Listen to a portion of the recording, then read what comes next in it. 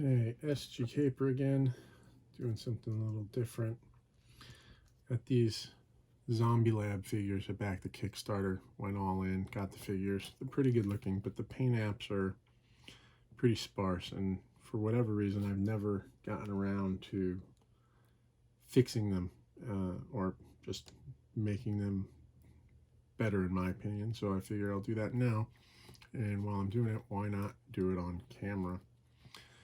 I'm going to be adding a wash. This is Citadel Shade, Agrax Earth Shade. I also have Nuln Oil, another Citadel shade. And I'm also planning on using Citadel Base, Abaddon Black, and then a little bit of the Citadel Layer Flash Gets Yellow. So let's start with these. My favorite messed up brush with the bent tip. I'm going to go and start with the eyes. Now, these aren't going to have a pupil or anything. They're a zombie. But I don't like how they look right now. They're just kind of red orbs. They're not that different from the skin tone. So what I'm going to start doing is I'm going to start by filling in the eyes in black. Now you gotta go slow. And a lot of people, when they do eyes, they start with white. I've seen a lot of videos and people say they start with white and then they go back in and use the black to do eyelashes and whatnot.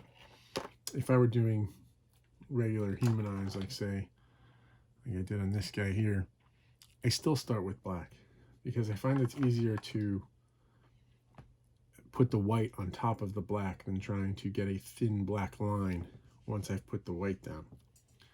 Now this figure, I just blackened the eyes, and now I'm going to do yellow for the eyes. In my zombie customs, all the eyes are yellow. I don't know why. They just are. I think it makes them pop a little. Then again, all the zombies in my universe have sort of a green-gray skin tone to them. I'm not going to change the skin tone of this. I'm not doing a full repaint. I'm just kind of cleaning it up, making it a little nicer to fit with my other figures.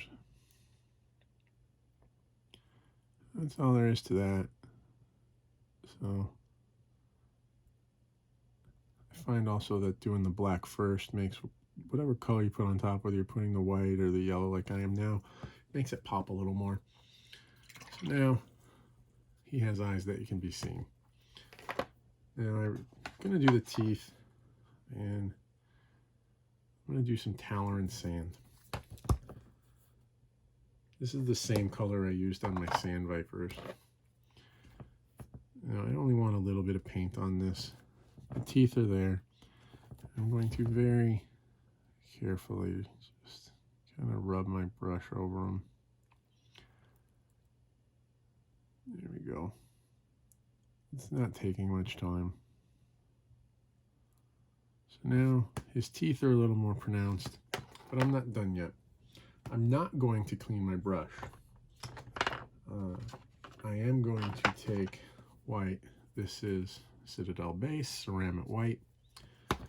And I'm just going to use a little bit of the white.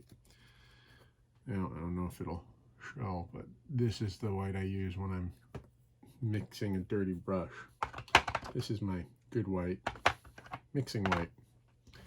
So I haven't cleaned my brush. I put a little bit of white on it, and I'm blending it on my palette paper here. The reason being, I can go back over these teeth really light. And I don't want him white. This is a zombie, right? He doesn't have clean teeth. He's not going to the dentist regularly. He's trying to eat your brains. And so now, his teeth are there. Oops. That's a problem I have with these ZombieLabs figures. They're great looking figures, but they just don't hold together. But that's a video for another day. So here I am. so far all I've done, I did the teeth. Let's see if I can get you to see that a little better. The teeth and the eyes, they stand out now. Now I'm going to add a wash. Washes get into all the little nooks and crannies and let you see the details of what you're working.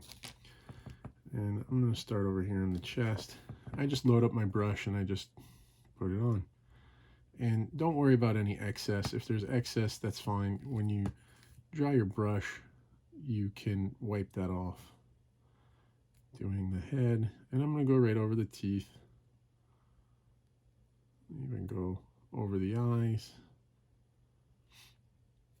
And what it's doing is it's just filling this in. There's some exposed brain matter there.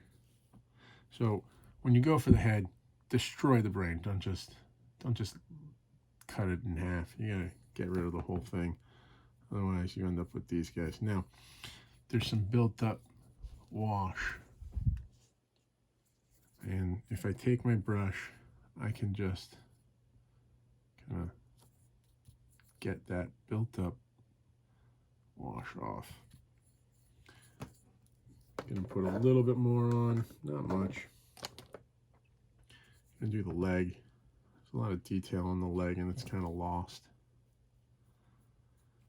And again, I go thick because I can wipe it off after. You can wipe off the excess with a paper towel, your brush. You can, in a pinch, wipe it off with your finger, whatever. It doesn't matter. Just go for what you like. And it's glossy now because it's wet, but once it's dried, it won't look so shiny. A couple more spots. There is a hole in the pants right here, which has almost no paint application in there. And now, last, let's do the arms and hands.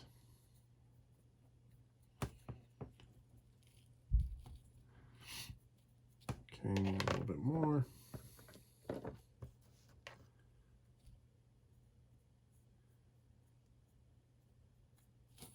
I like these washes. I've made my own, and basically all I do is take whatever paint I want, get my brush really wet, and just use it like that. Make sure I thin out the paint on my brush really well with water.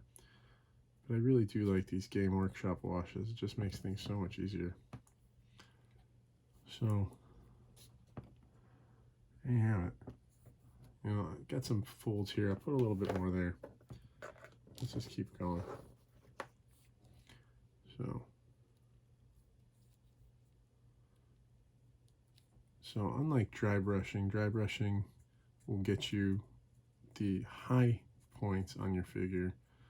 Wash will get you the low points. It's a little dark. I don't really want it that dark, so I'm just gonna wipe some of it off using my brush. While it's wet, I'll spread it out a little.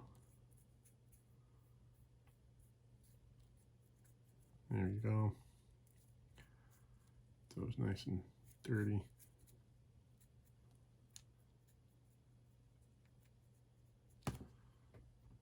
So we started with a figure where you couldn't really see a lot of the detail. Now you can see a lot more.